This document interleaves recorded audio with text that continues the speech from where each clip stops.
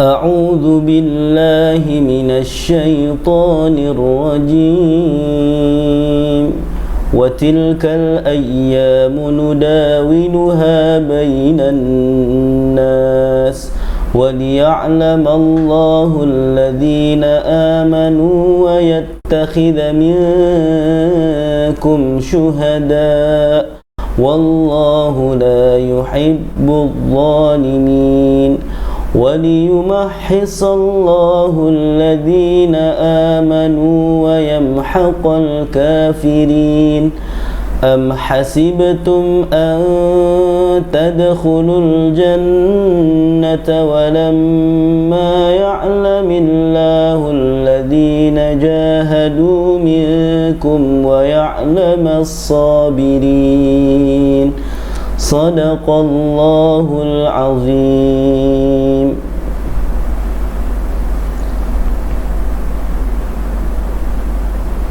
Assalamualaikum warahmatullahi wabarakatuh.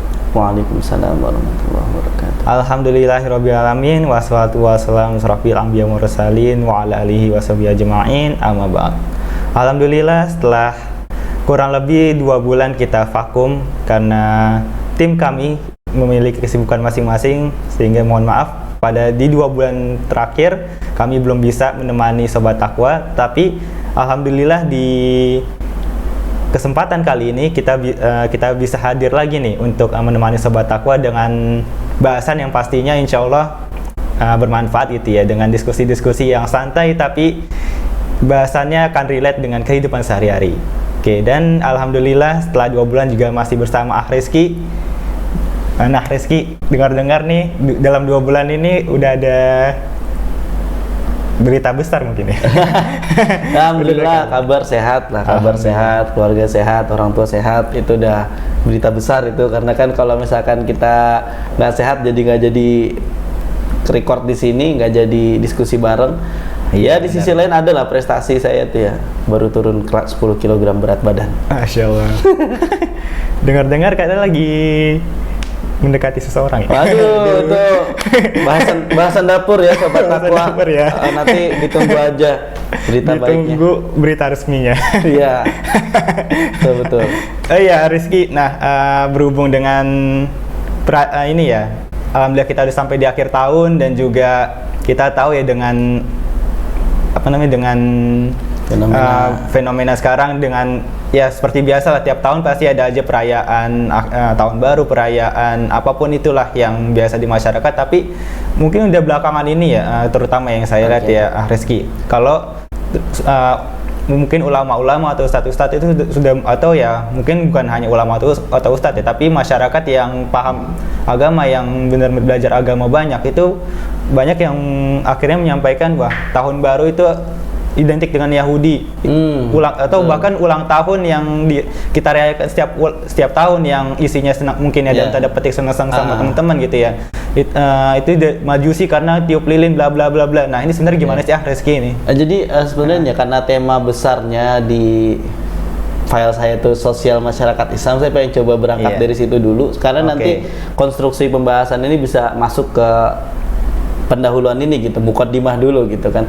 Nah jadi kebetulan juga diskusi ini menurut saya cukup baik dilestarikan, karena sebelum kita menulis atau memwishlist resolusi baru kita di tahun 2024, maka di akhir tahun ini yuk kita restorasi hati kita supaya resolusinya lebih jernih gitu nanti. Nah pertama, untuk berbicara tentang sosial masyarakat muslim, itu tadi seperti yang dikatakan Mas Faiz, bahwasannya ada nasihat ustadz, ada hadis, ada kisah sejarah, dan dikorelasikan dengan hari ini, itu tidak lebih bahwasannya etika atau nilai-nilai moralitas agama harus menjadi pedoman hidup setiap muslim. Itu.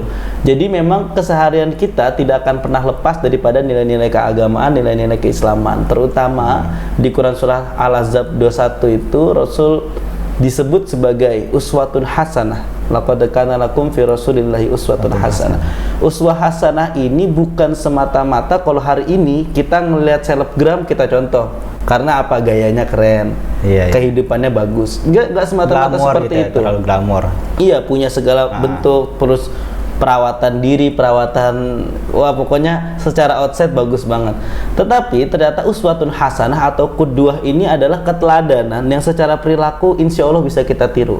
Sabarnya Nabi misalkan, bagaimana Rasul meninggalkan sabda-sabda dalam hadis itu, salah satunya man kana yu'minu billah wal yawmil akhir, barang siapa beriman pada Allah dan hari akhir, fal yukrim dhaifuhu, dia harus memuliakan tetangganya, fal yaqul khairan aw liyasmut, harus berkata yang baik atau diam gitu kan. Nah, ini artinya secara sosial kultural masyarakat Islam itu tidak terlepas dari nilai-nilai keagamaan tadi, di mana kalau ditarik kepada kebangsaan hari ini gitu, nilai-nilai keindonesiaan kita, cita-cita itu sudah dikampanyekan tuh oleh pendahulu-pendahulu kita dengan istilah gemah ripah loh jinawi toto tentrem kertora harjo. Artinya apa? Nah, gemah ripah itu bangsa Indonesia dengan tanah yang subur, tanah yang kaya, makmur lah, tempatnya bagus. Loh jinawi itu secara alam indah, segala bentuknya bagus, bisa damai, sejahtera kan. Nah, ini toto tentrem kertora harjo.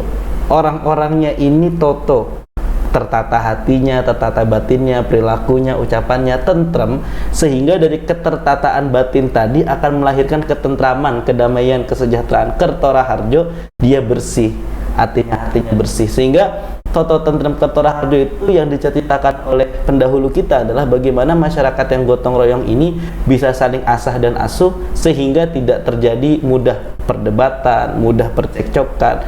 Dan sebetulnya semangat ini jikalau dibentuk dalam konstruk sosial masyarakat Islam itu sangat akrab dengan hadis Nabi gitu.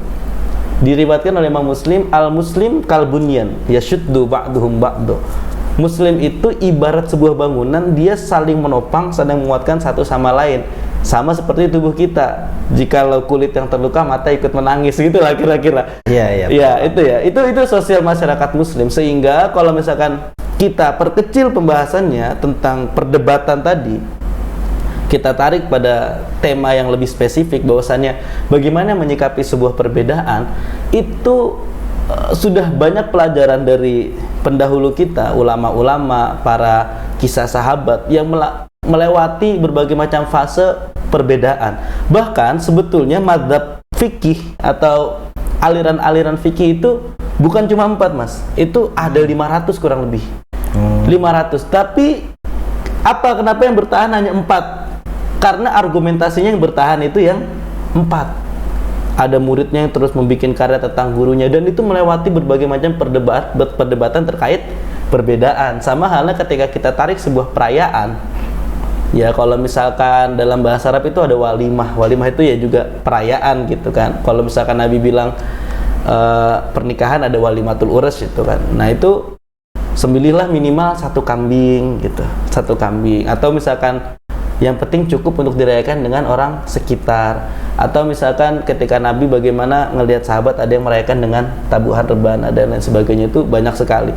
Dan itu pun masih multi tafsir ya, masih ada yang musik nggak boleh dan lain sebagainya. Artinya segala perdebatan ini bukan menjadi kesempatan atau pintu kita menyalahkan orang lain, tapi seharusnya perbedaan dan berbagai macam pendapat ini bisa menjadi kekayaan, aset intelektual kita untuk bisa saling berdamai, untuk bisa saling mengerti, dan sehingga masyarakat yang cerdas dan banyak belajar ini bisa membentuk perbedaan menjadi sebuah rahmat, menjadi sebuah kasih sayang, bukan sebagai alasan kita untuk saling menyalahkan gitulah.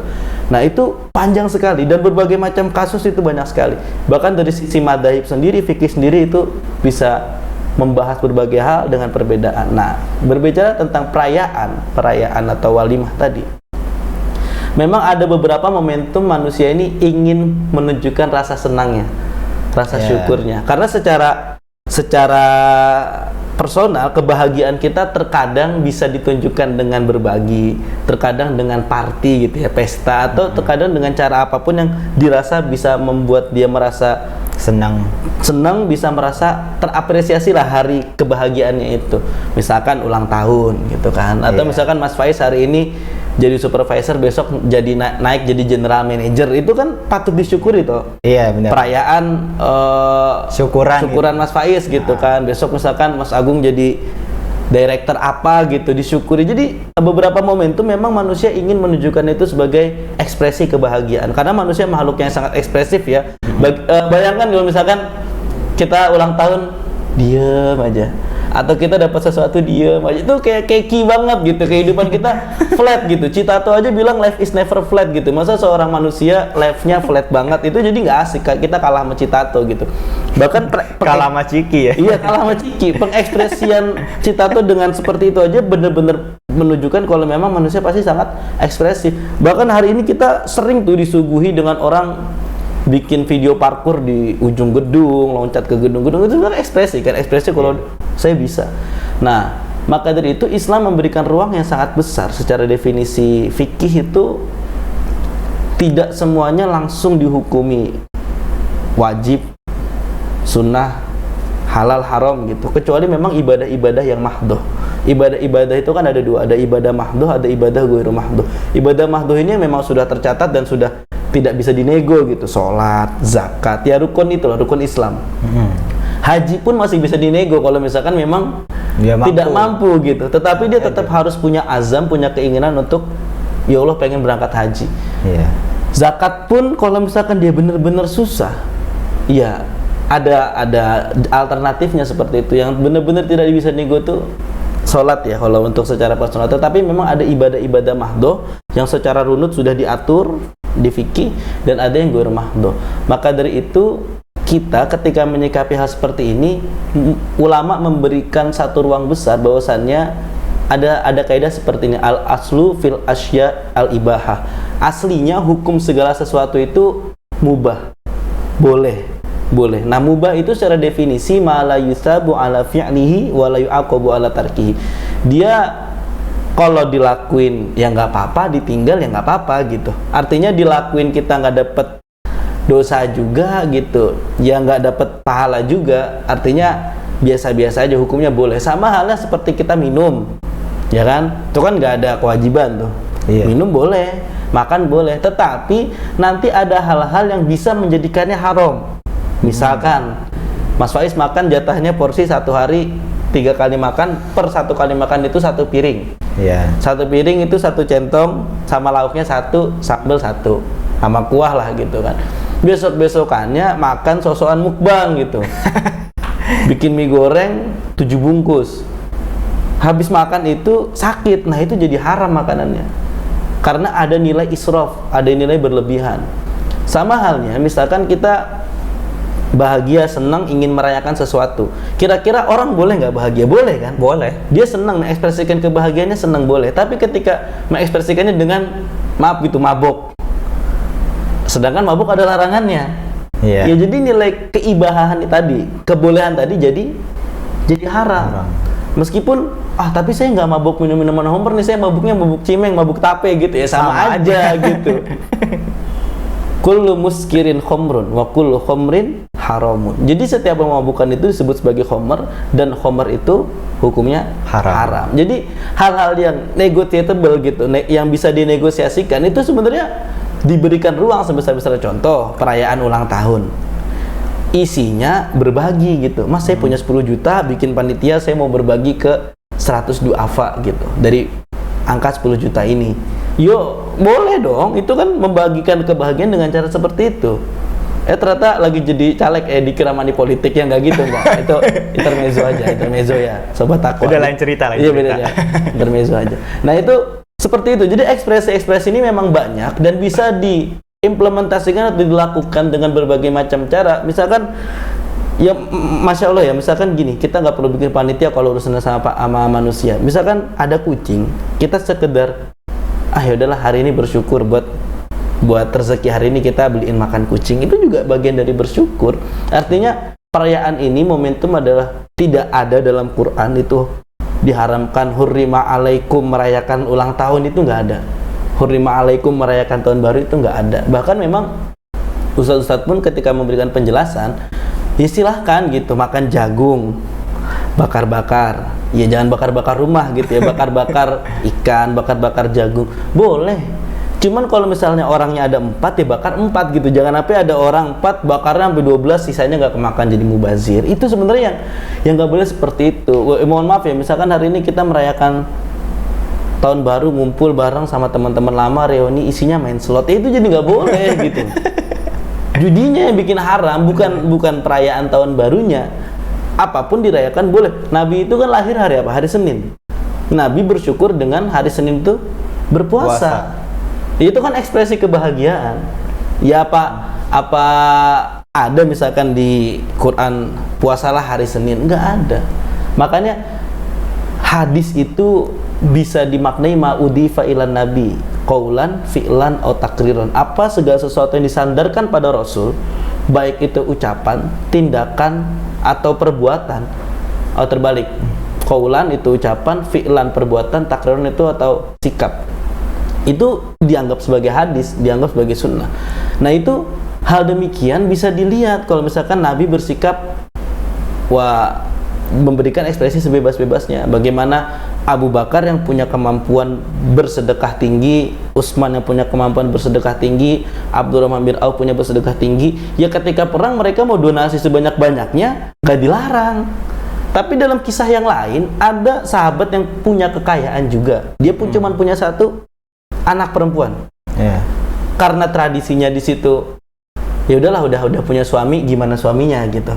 Ngadeplah sahabat ini ke Rasul, bilang saya ingin mensedekahkan 100% harta saya. Ceritanya dia mau niru Abdurrahman bin Auf, jangan nggak sanggup kamu.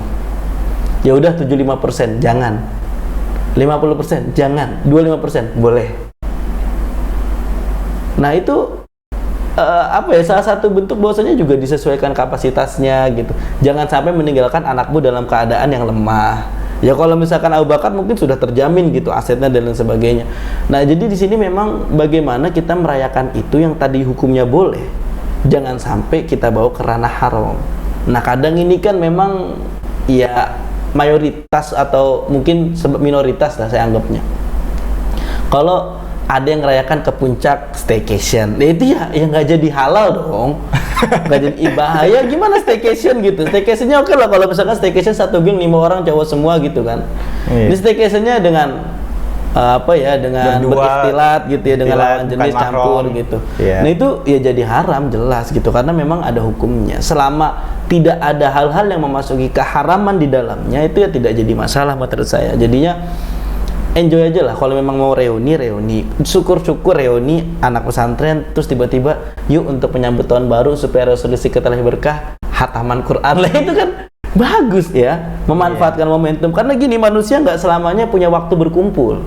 Benar. Kadang ada momentum-momentum tertentu yang dia bisa kumpul dengan teman lama, bisa bertukar cerita, bahkan kalau dalam konteks kekinian bisa tukar info untuk masuk pekerjaan. Itu kan baik.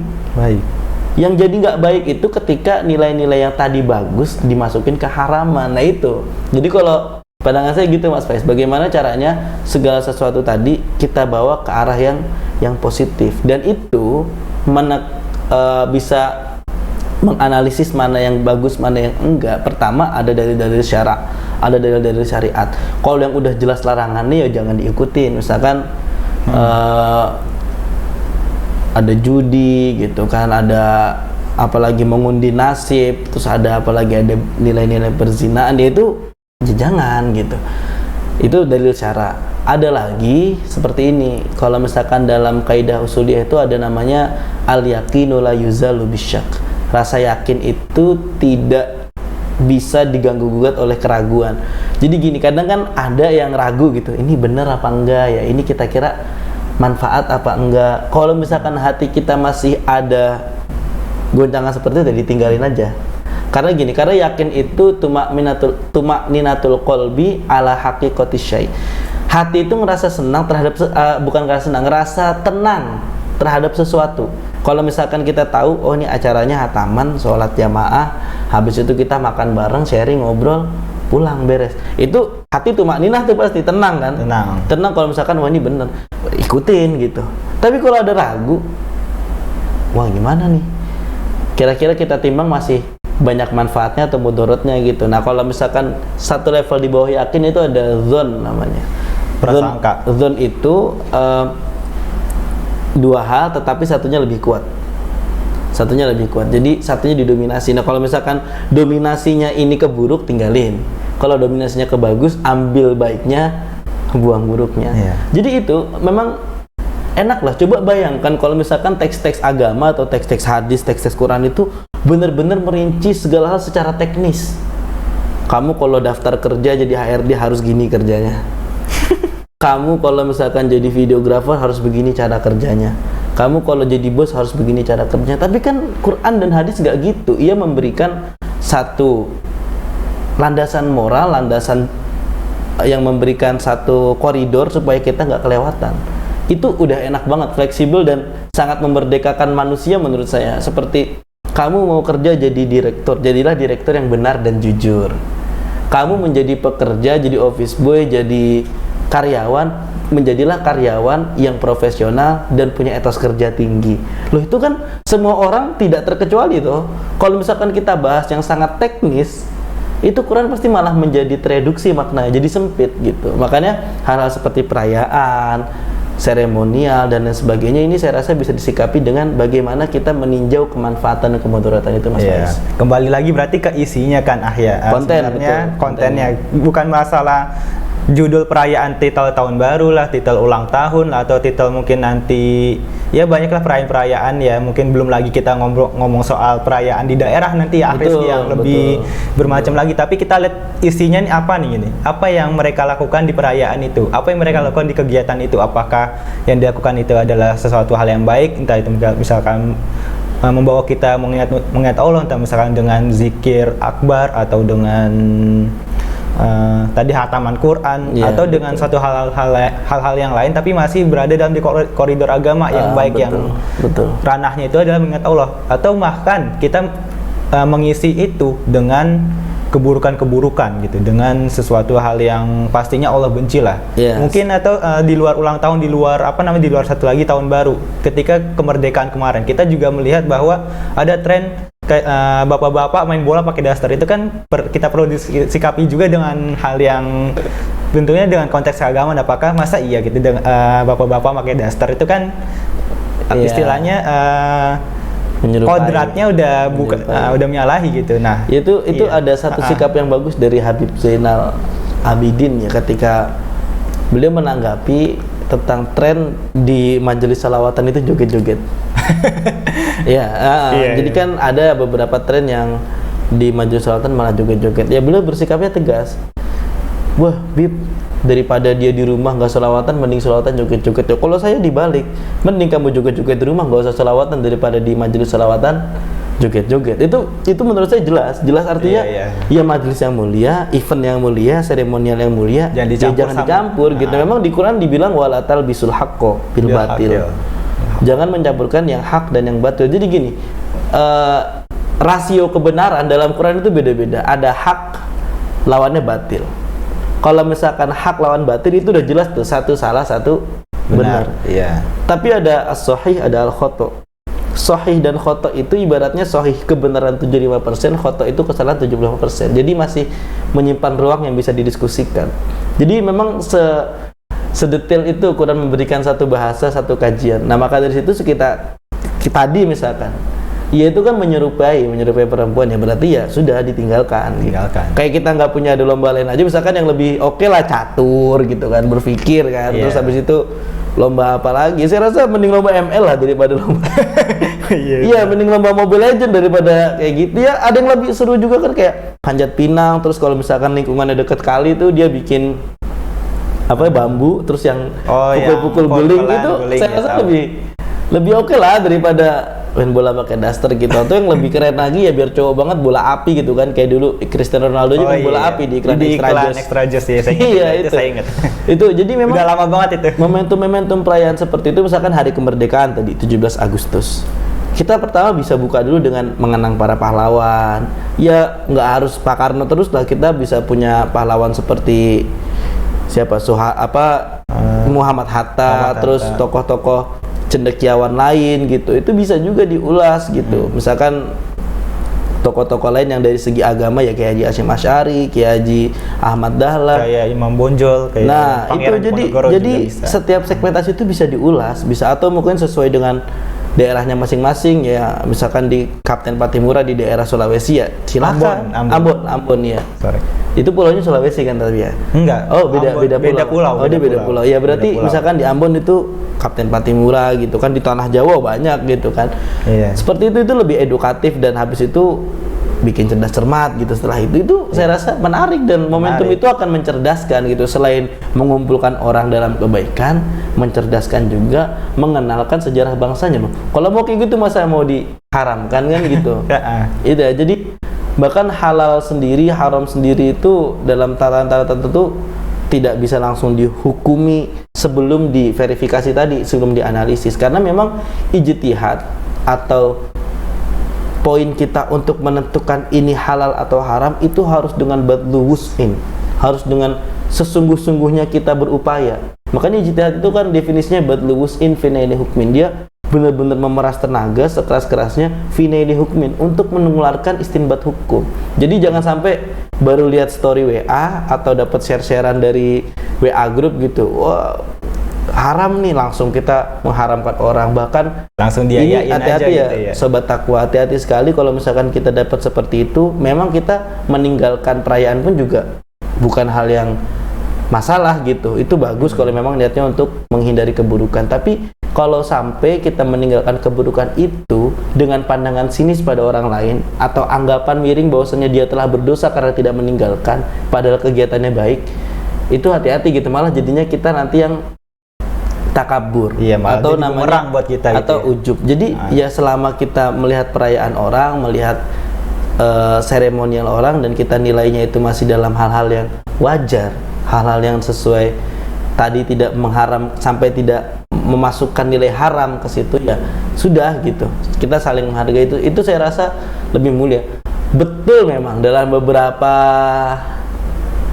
beberapa elemen-elemen perayaan itu kadang ada yang tasyabuh. Misalkan ya tadi ya kita bahas di belakang topi segitiga ya, tapi kerucut, terus habis itu tiup lilin dan lain sebagainya. Memang ada beberapa faktor sejarah yang melatar belakangi itu dan itu menjadi tidak baik. Ya singkirkan aja itunya gitu. Singkirkan aja itunya. Ya topi kerucutnya diganti pakai topi yang peci Ustadz Abdul Somad gitu kan juga bisa gitu, nggak masalah. Kasih satu-satu gitu kan. Nggak keren masalah. Gitu. Jadi baju kostum ulang tahunnya diganti, satu peserta dikasih baju robani satu kan ya boleh gitu. Boleh. Nggak masalah itu. Jadi itu Mas Faiz kalau dalam pandangan saya. Oke ya Rizky, nah tadi kan intinya cukup kuat ya bahwa kita melihat konteksnya apa yang kita rayakan dan lain sebagainya gitu, entah itu baik atau haram, bisa sobat takwan ya sendiri. Nah tadi ada yang membuat saya sedikit menarik juga ya. Jadi ketika misalkan anggaplah terutama kan di tahun baru ini, tahun baru seingat saya itu ada di tetangga lah, kita sebut saja tetangga itu ada perayaan, seingat saya itu kalau saya ngeliat juga atau sepenglihatan saya itu mereka ada namanya peribadatan akhir tahun. Nah terus kita di tanggal 31 anggaplah mungkin nanti ada yang ngadain zikir akbar, ada yang ngadain khataman Quran atau anything lah, apapun itu. Nah dan dari sini saya mungkin bisa keinget juga ada satu riwayatnya Rasul, bahwa Rasul ini mengadakan puasa di hari Sabtu karena ingin menabrakkan dengan perayaan Yahudi yang ada di hari Sabtu juga. Nah sebenarnya ini mungkin ada penjelasan lebih ini nggak sih Mas? Kalau misalkan jadi gitu, kalau misalkan tadi Nabi ada ingin supaya tidak sama atau menabrakkan dan sebagainya, itu pernah terjadi dengan begini. Tumbuhkan jenggot. Iya, tumbuhkan jenggot karena Yahudi menumbuhkan kumis. Itu sebenarnya untuk mengidentifikasi identitas aja gitu. Artinya gini, karena memang sesama agama samawi, Yahudi itu punya kewajiban puasa. Islam juga punya kewajiban puasa, cuman untuk membedakan seperti itu. Itu disebut puasa Tasu'a ya, tanggal 9 itu kalau waktu itu. Jadi harusnya berapa hari itu sama Nabi ditambahin, cuman belum sampai Nabi melakukan itu, di tahun berikutnya Nabi udah keburu wafat. Jadi ketika memang sudah ada perintah ya enggak masalah gitu. Artinya itu untuk identifikasi identitas, memperjelas identitas. Jadi kan memang gini, dalam ranah kemasyarakatan sosial, status itu ditentukan dengan kekuatan orang itu kan. Nah kalau misalkan kita tidak memberikan satu perbedaan atau signifikansi identitas, maka berpotensi identitas kita kalah dengan orang lain. Nah itu sebenarnya kalau ditarik dalam ranah status sosial tuh keren banget kan langkah Nabi. Jadi tumbuhkan jenggot ya bukan berarti orang yang nggak berjenggot nggak bersunnah itu. Jadi ini ya itu kadang poin-poinnya kenapa saya selalu pengen membahas agama itu dalam konteksnya gitu. Selalu sejarahnya kita lihat, lalu konteks hari ini seperti apa supaya dalil-dalil agama ini tidak tercerabut dari akarnya. Bahkan ilmuwan-ilmuwan hari ini seperti Fazlur Rahman mengeluarkan hermeneutika double movement namanya, supaya teksnya dilihat nih asbabun nuzul seperti apa. Kita tarik ke belakang dulu asbabun nuzulnya, lihat hari ini kejadiannya seperti apa, baru dikorelasikan. Karena ada beberapa ayat atau beberapa hadis yang kalau misalkan kita letterlek memaknainya secara terjemahan aja itu nggak jadi solusi malah. Misalkan gini, dalam surah At-Taubah itu faktuluhum haitsu wajadtumuhum, bunuh orang kafir dimanapun kamu ketemu. Bayangkan jika ayat ini ditelan mentah-mentah, itu akan tercabut dari konteks. Maka dari itu tadi konteksnya saya rasa adalah bagaimana Nabi ingin memberikan identitas yang kuat terhadap Muslim supaya bisa mendistingsi atau membedakan antara orang Islam dan orang Yahudi. Sebenarnya justru yang saya tadi khawatir bakal ditanya gini, ibadah akhir tahun gimana kalau ibadahnya itu di mix? Kan pernah ada doa bareng gitu segala macam gitu. Tapi ya itu sekilas, cuman kalau dalam konteks keagamaan, kenegaraan itu diskusinya panjang, dan kalau misalkan saya yang menjelaskan kayaknya saya kurang capability lah di situ, karena memang pendapat-pendapat seperti itu pasti sangat banyak dan banyak juga persilangannya. Artinya paham. Perdebatan itu benar-benar rumit ya. Kayak misalkan kita bertoleransi itu panjang sekali, maksudnya kadang dalam waktu singkat nggak bisa dijelaskan secara detail. Cuma bagi saya ya toleransi, silahkan menghargai, jangan sampai mencederai gitu ya. Kalau ada orang yang beda jangan dibom, sebatas itu gitu. Meskipun ada teman-teman saya yang maaf gitu berkhutbah di gereja gitu, saya nggak sampai menjustifikasi dia salah, enggak. Tapi saya nggak melakukan gitu aja. Iya. Karena ya udahlah, itu keyakinan dia, itu nggak masalah. Tapi bagi saya rawan aja gitu. Sama halnya kayak Gusmi dulu ya, ketika dia ngajakin adu mekanik orang yang mabok gitu di bar. Ayo kalau misalkan kamu mabok, saya yang menang gitu. Iya diminum. Khamrnya itu diminum. Cuman pas beliau telan itu ya jadi air putih. Makanya dia mau nalan kayak apa? Gak mabok. Itu ada akar sejarahnya. Jalaluddin Rumi pernah punya murid. Muridnya itu disuruh beli arak. Iya. Orang ngelihat, orang tahu ini muridnya Rumi gitu. Sampai pertengahan jalan, orang ini digeledah sama masyarakat gitu. Loh, kamu kok muridnya Jalaluddin Rumi tapi beli arak? Dipukulin. Dihakimi, dia dihakimi, dianggap wah sufi apaan nih gitu. Karena kan dalam hierarki mursyid dan murid itu kan kenceng ya. Rumi datang, enggak, dia belinya air putih. Diminum air putih, botolnya botol Homer gitu. Itu hal seperti itu memang bisa dilakukan dan boleh, tapi kapasitasnya tertentu gitu. Makanya kadang ya udahlah, mungkin dia sudah di kapasitas itu, saya anggap itu. Jadi toleransi dalam pandangan saya misalkan itu ya cukup ada umat Nasrani ibadah ya silakan gitu, nggak kita bom. Atau sesekali dia di hari Natal kemarin gitu misalkan pakai mic lah, nggak apa-apa gitu, pakai mic di rumahnya gitu kan, atau di gereja misalkan pakai mic, silakan lah, karena dia udah berhari-hari dengar kita azan 1 hari 5 waktu gitu kan. Jadi saya rasa itu yang menghargai itu nggak apa-apa, yang jangan sampai kita mencela itu. Bahkan di Quran bilang wala tasubbul ladzina yad'una min dunillah fayasubbullaha adwan bighairi ilm. Kamu jangan mencela orang yang berdoa kepada selain Allah. Tad'una min dunillah fayasubbullaha adwan bighairi ilm. Ntar dia akan kembali menghina kamu secara bighairi ilm, dengan gak ada ilmu, dengan membabi buta gitu loh. Ya artinya ketika kita mencela, kita akan merepresentasikan agama kita juga bakal dicela orang lain. Nah itu aja, maksudnya sebatas itu toleransi. Jadi kalau tadi saya bahas itu identifikasi Nabi, bagaimana kita bisa memberikan status sosial yang kuat itu dengan cara seperti itu. Saya nggak mau kayak orang Yahudi ya gitu, seperti itu.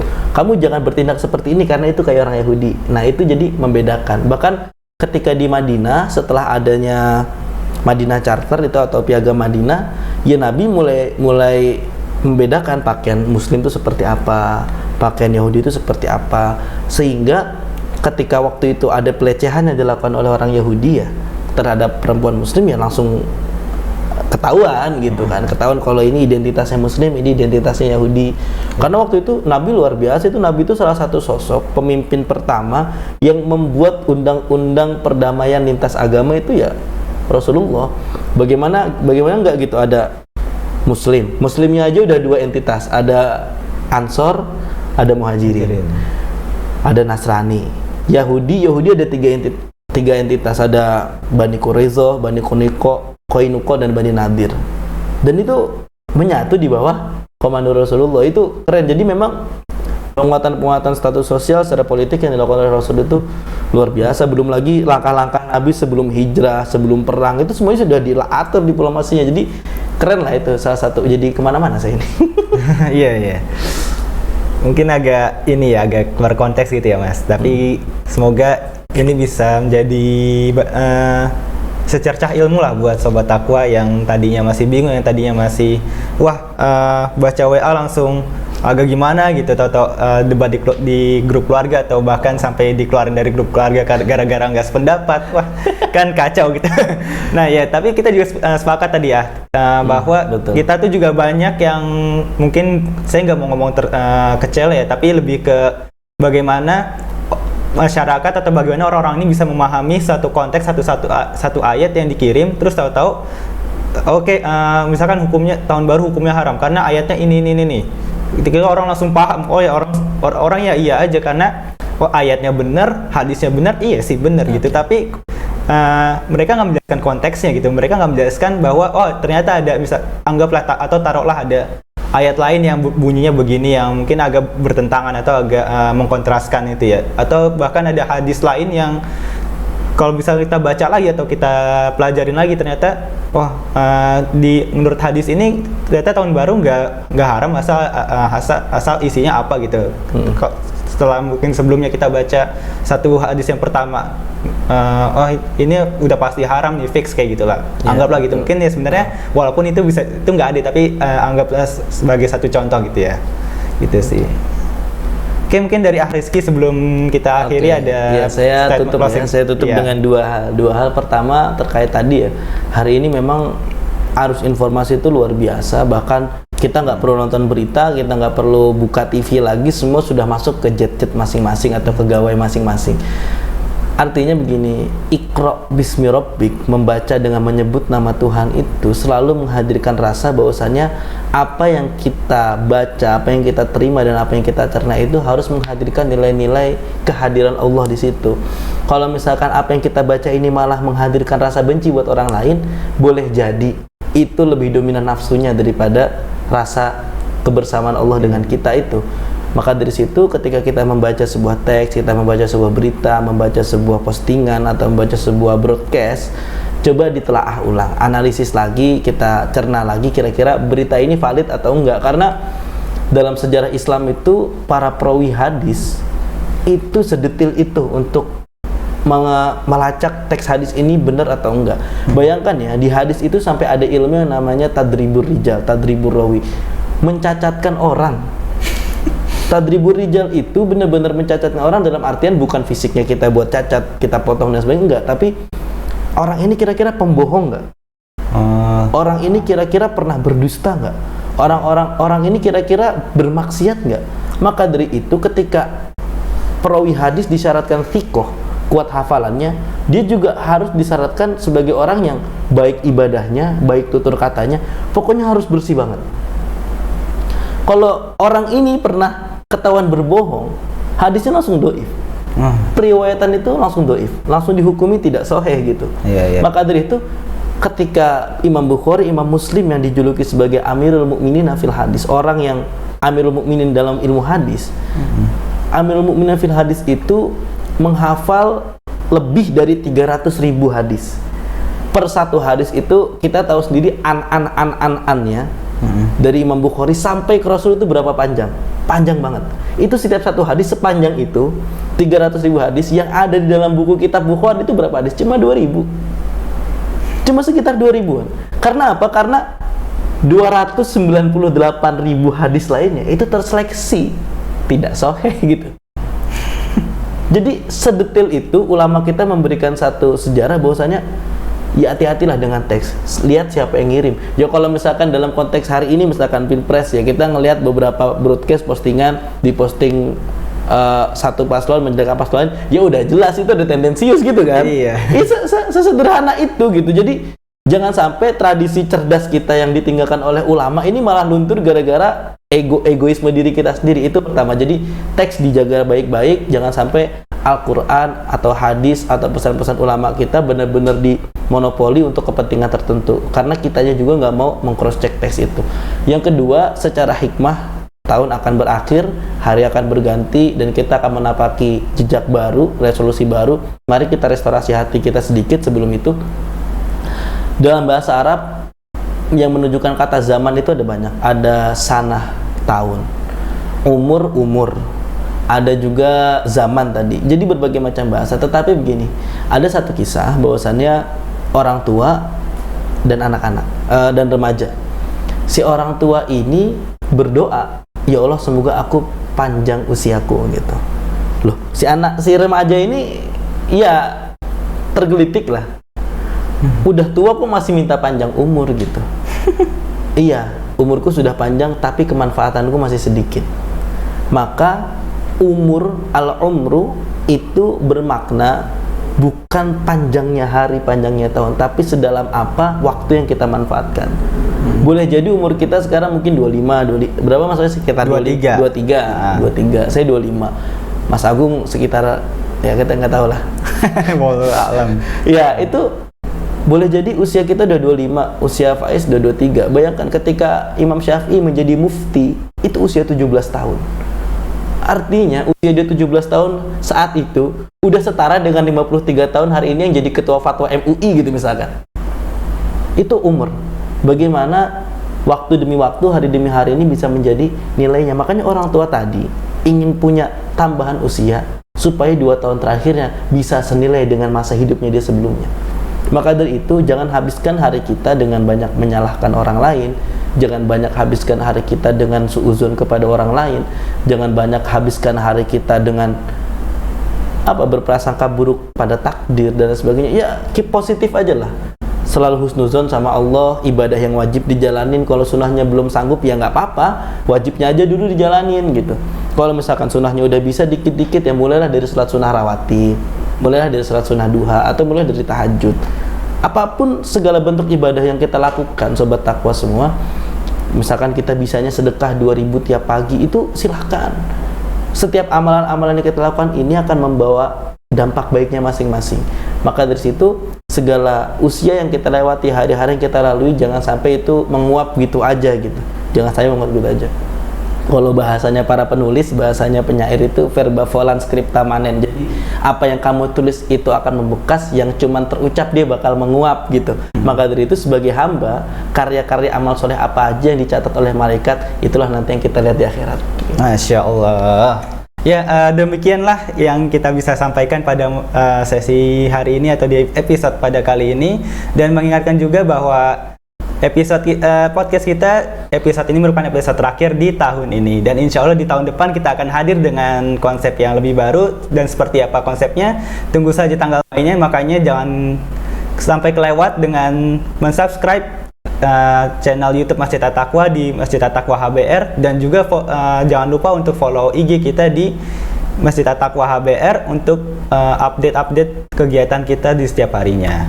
Oke, terima kasih banyak Akh Rizky, syukron, jazakumullah khairan katsiran. Semoga menjadi berkah buat kita semua dari apa yang kita bahas hari ini, dan juga pastinya bisa menjadi rekam jejak bagi siapapun di masa depan yang nantinya akan menonton kita, atau bahkan siapapun lah yang akan menonton kita, bahwa kita pernah membicarakan hal-hal yang baik di sini, dan itu bisa menjadi amal jariah yang akan terus mengalir, bahkan ketika kita sudah di liang kubur itu akan menjadi tetap amal yang akan terus bertambah sampai akhirat nanti. Amin rabbal alamin.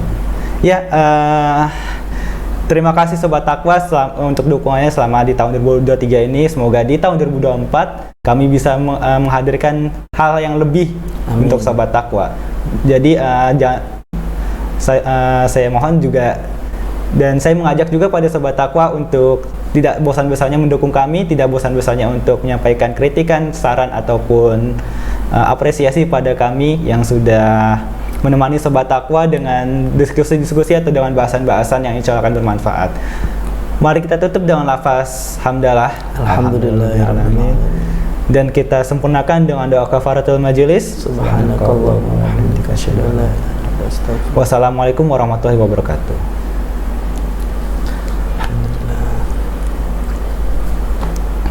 Mas Agung sampai ngantuk banget dengerin gua ngomong itu.